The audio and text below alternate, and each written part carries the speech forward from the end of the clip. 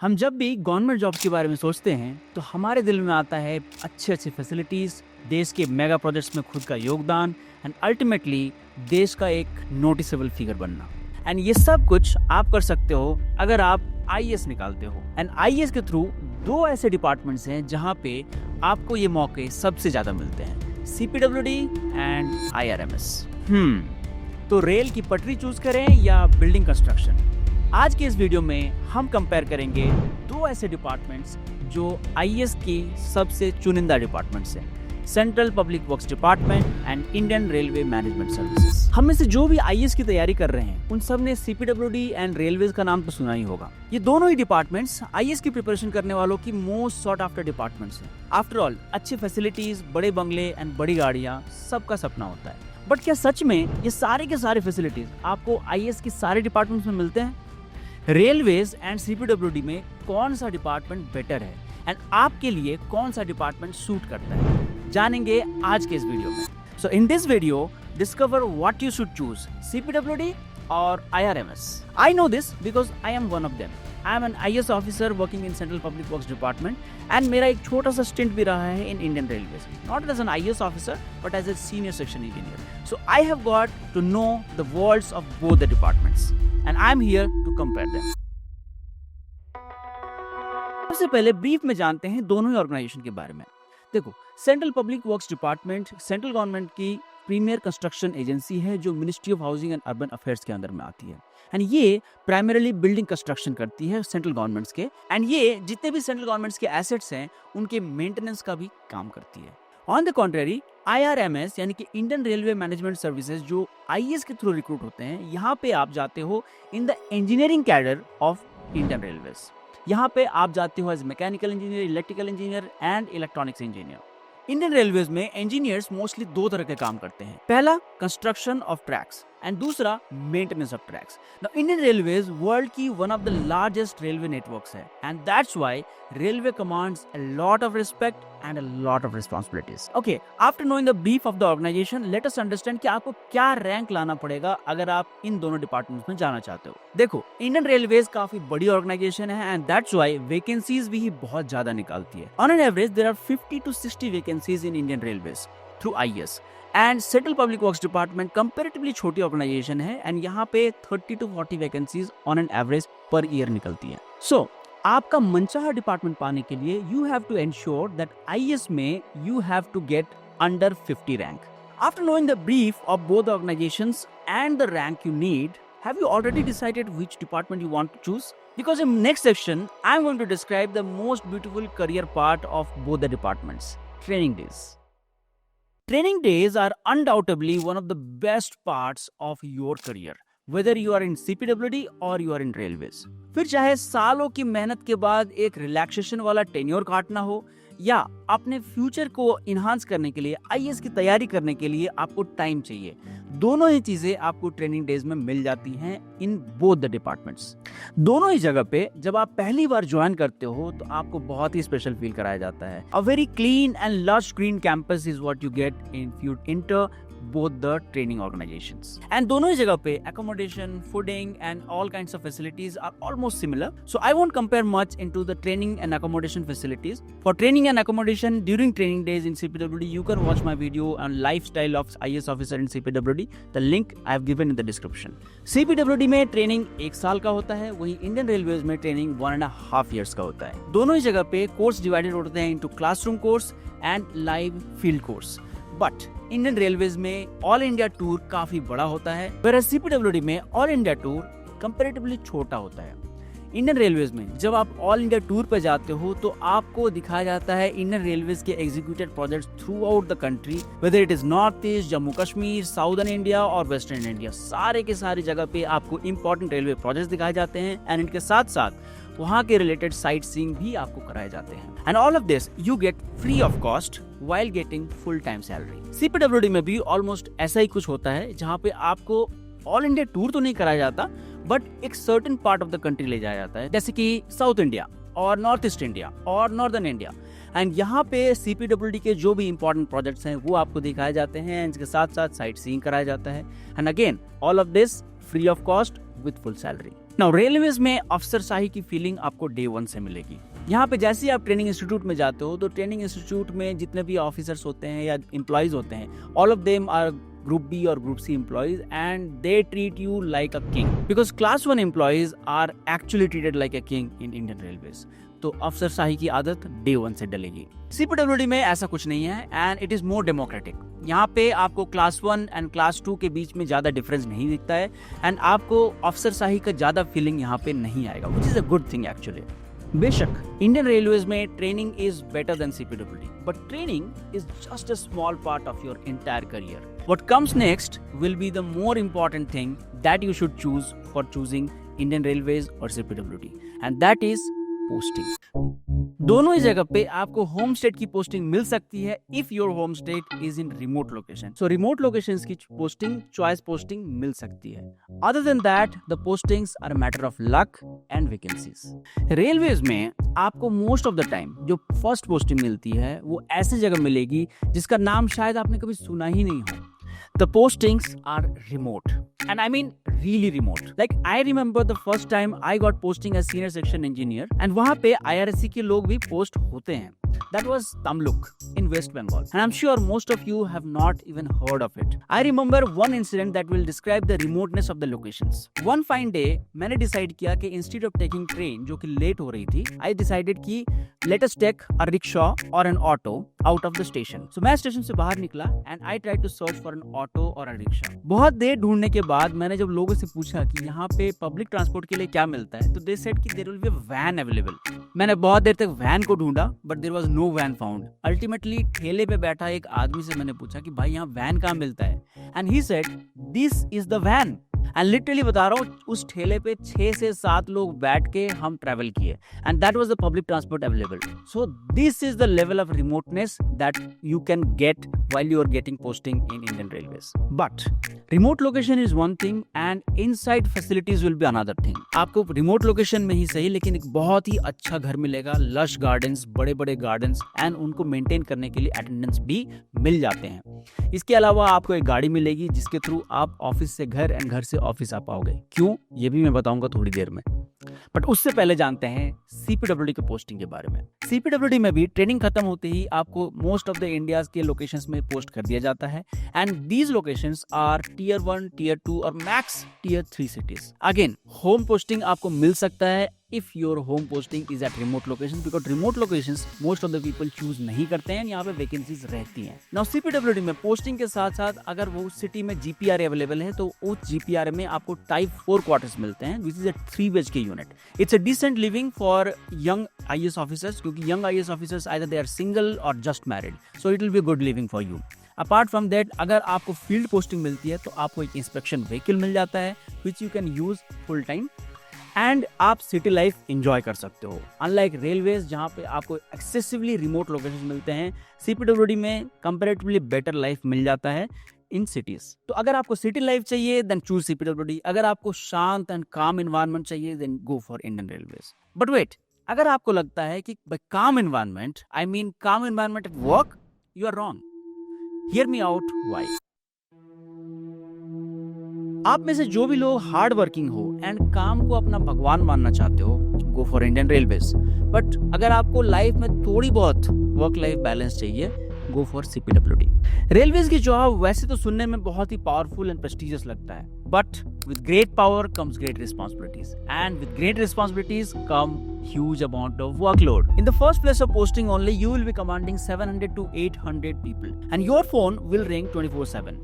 एक कॉल खत्म नहीं कि दूसरा कॉल वेटिंग में आ जाएगा, and this will go on forever in your life. Track inspection, guest house inspection, railway quarters inspection, all kinds of things will be there in your life, and work is all you will see in your life. Morning, afternoon, evening, night, you will be working 24/7 in railways. Mostly at first posting, you will be given a subdivision posting, जहाँ पे आपको एक section दिया जाता है Indian railways का, which is about 200 kilometers long, and इस section से रिलेटेड हर चीज के लिए आप जिम्मेदार होते हो। The reason why railway job is so hectic is because you are dealing with of defects. अगर आपका 3 mm का भी डिफेक्ट आ जाता है तो there is a derailment that will happen, and that's why your job becomes very very important. Unfortunately, railways still lies in age-old methods of defect rectifications, and that's why despite such a heavy organization, railways में काम की कोई कमी नहीं. Honestly, railways is a place full of egoistic people and bossism prevails here. Your boss is the भगवान of you. आपका boss जो भी बोलता है आपको वो करना है, एंड आपको भी उसी तरह का ट्रीटमेंट दिया जाता है. तो अगर आपको ego massaging, boot licking and bossism पसंद है, go for Indian railways. CPWD में भी आप लोडेड रहोगे. Here also you will be working 24/7, and especially in high value projects like Central Vista, Parliament Building and all such kind of projects, there is no work-life balance and you will be working 24/7, and all kinds of VIP people will come to visit this place and you will be monitored every time. इसके अलावा अगर आप छोटे cities यानी Tier 2, Tier 3 cities में भी post होते हो, यहाँ पे भी कंक्रीट की कास्टिंग रात को ही अलाउड होती है because of the traffic movements, and that's Y आपको रात भर जग के कंक्रीट कास्टिंग करानी होती है. And that's Y again like railways, CPWD में भी बहुत ज्यादा काम रहता है, but yes you will get little bit space for breathing. Phone यहाँ भी आपका बजता रहेगा, गेस्ट हाउस में यहाँ पे भी आपको कॉल्स आएंगे, एंड क्वार्टर्स के मेंटेनेंस यहाँ भी आपके पास रहेंगे. लेकिन इसके बावजूद most of the time you will be free by 7 p.m. and you can enjoy your life after that. No one is going to disturb you after this.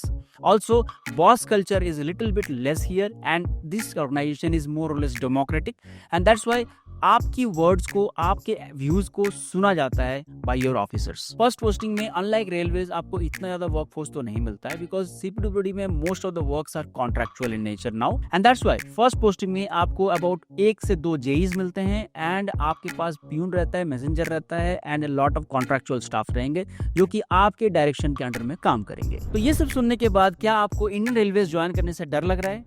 Don't yet, because what I'm going to say next will change your mind. Okay, काम की बात कर लिए. Now let us understand कि इस काम को करने के बदले आपको क्या मिलता है. That is promotion, salary and perks. Salary की अगर हम बात करें तो CPWD as well as IRMS दोनों में ही आपको सेम सैलरी मिलता है at the entry, except for the hard area allowance जो आपको मिलेगा अगर आप रिमोट एरियाज में पोस्ट होते हो. And so are the perks and allowances associated with it. But railways में आपको एकोमोडेशन काफी बड़ा मिलता है, एंड छोटे जगहों पे काम करने के लिए आपको अटेंडेंस भी मिल जाते हैं. इंस्पेक्शन व्हीकल आपको रेलवेज में मिल जाता है, एंड आपको एक बहुत बड़ा सा ऑफिस मिलता है जहां पे आप बहुत ज्यादा बिजी रहने वाले हो. And as you grow up in your career ladder, these facilities only increase in size, and the city's size also increase. A typical chief engineer in Indian Railways will get type of bungalows and attendants in a good city that will cost a common man a fortune. Basically, in Indian Railways, as you age, you live king size. CPWD की facilities इतने ज्यादा and grand नहीं है. At first posting, you get a typical 3 BHK unit, and as you grow up the ladder, by 10 to 12 years of service, you will be getting Type 5 और Type 6 quarters, जो कि एक decent bungalow sizes होते हैं. But mostly these are concentrated in GPRAs, and government nowadays is going for flat culture only. So I think that in years to come, no matter what kind of rank, you will be getting flats only in CPWD. So it's nothing king size in CPWD. You will be leading a common man's life, but with enhanced facilities and perks in offices. Promotions railways में faster होंगे क्योंकि बड़ी organisation है, तो number of vacancies are also more, and this vacancies are more in top level also, and that's why आपके promotions काफी regular and काफी fast होते हैं. Up to chief engineer level almost everybody reaches at quite young age. CPWD में भी promotions मोर और less regular होते हैं, specially the first promotion and second promotions are quite regular, but after this promotion का pace थोड़ा कम हो जाता है, अराउंड 3 to 4 years का डिले रहता है. बट ऑल इन ऑल अगर आप 25-26 years में ज्वाइन करते हो सर्विस को, तो you can easily become chief engineer और ADG as of current structure. बात करें अगर वर्क अपॉर्चुनिटी की, तो in Indian railways right from day 1 you command a lot of work and lot of workforce. तो आप बहुत सारा मैनेजरियल स्किल सीखते हो बहुत अर्ली एज में. अगर आपको मैनेजरियल स्किल नहीं आता है तो रो के सीखोगे, लेकिन you will learn it. And that's why you become a very good manager as you gain experience. And in Indian Railways, opportunities of deputations are also good. There are a lot of PSUs working in different parts of country. RITES, DFCCIL, RVNL, Indian High Speed Rail Corporation, and many more to come. And in all these PSUs, आपको deputation के मौके मिलते हैं at very very senior scale, and you get a lot of good opportunities to build mega structures for India. So in case you want to go for MBA and join corporate sector, then your experience in Indian Railways matter a lot.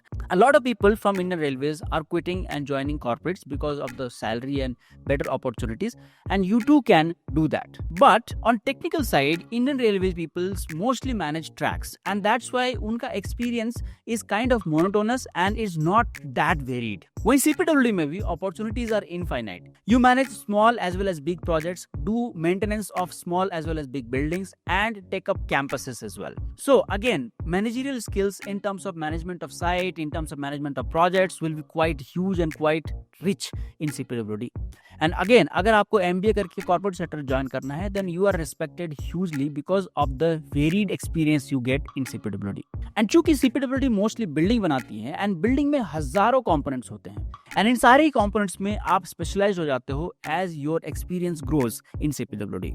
And that's why there is a special thing in CPWD that is not available in other departments, and that is entrepreneurship opportunities. चूंकि आप building के बहुत सारे components में specialised हो जाते हो, you can start your own consultancy firm after 8 to 10 years of stint in CPWD, and many people are doing that. फिर वो चाहे लेटेस्ट टेक्नोलॉजी इन ग्लास हो, बिम हो, HVAC हो, सब स्टेशन हो, वाटर ट्रीटमेंट प्लांट्स हो, and a lot of other parameters are existing जहाँ पे आप अपने आप को स्पेशलाइज कर सकते हो एंड अपनी कंसल्टेंसी फर्म स्टार्ट कर सकते हो. एंड एज इंडिया ग्रोज, आपके कंसल्टेंसी के स्कोप्स बढ़ते ही जाएंगे, and these can be done on small scales and these are in demand in huge. In contrast to railways, जहाँ पे projects mostly will be dealt by government because of the sheer scale of it, CPWD के experience से आप small scale start कर सकते हो and you can have your own company in 10 to 12 years of journey. And now I'll come to the final part of the video, that is work-life balance. I have seen a lot of people cry after taking Indian Railways कि गलती कर दी Indian Railways लेके, बहुत ज़्यादा work pressure है and इतना work pressure से मेरा वर्क लाइफ बैलेंस बिगड़ रहा है वगैरह वगैरह. I would like to say one thing to you. First of all, why have you chosen Indian Railways? See, जो IAS की तैयारी करते हैं, IAS को चूज करते हैं, वो भी कुछ ऐसी फैसिलिटीज एंड ऐसी परिस्थितियों से गुजरते हैं. उनको भी रिमोट लोकेशंस मिलते हैं एंड उनको भी इसी तरह के चैलेंजेस मिलते हैं. लेकिन once you take up those challenges and you do your job with full passion, your experience will increase and this experience will add to enrichment in your life.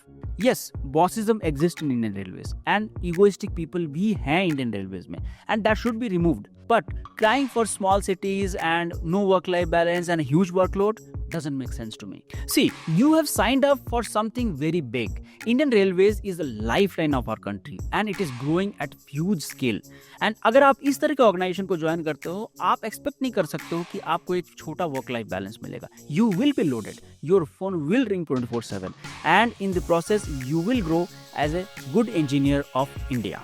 Most of us dream of good facilities, big houses, big lawns, etc.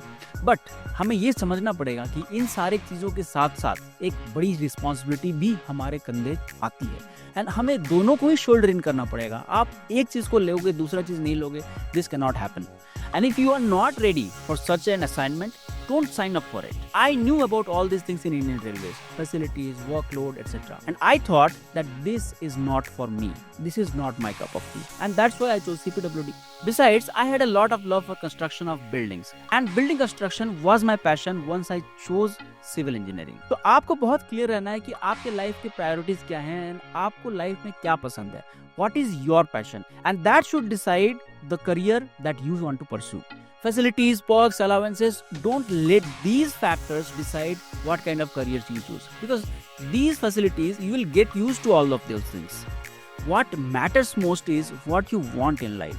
अगर आपको Indian railways का hectic work life पसंद है, अगर आपको India का transportation sector को सुधारने की इच्छा है, then you go for Indian railways. But अगर आपको सिटी लाइफ पसंद है, बिल्डिंग कंस्ट्रक्शन पसंद है, then go for CPWD. And whatever you choose, don't regret on your choice.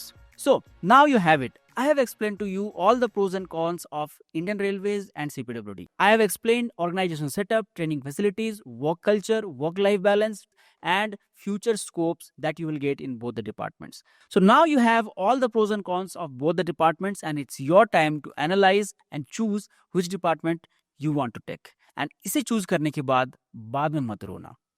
I hope आपको वीडियो पसंद आई होगी। अगर वीडियो पसंद आई हो तो प्लीज़ वीडियो को लाइक करो, सब्सक्राइब करो मेरे चैनल को एंड शेयर करो इस वीडियो को अपने फ्रेंड्स के साथ, ताकि they also get to know about my channel. It's a small channel and it's a growing channel, and your likes and subscriptions will help me motivate to make more such videos for you guys. So I'll see you in the next video. Till then, goodbye.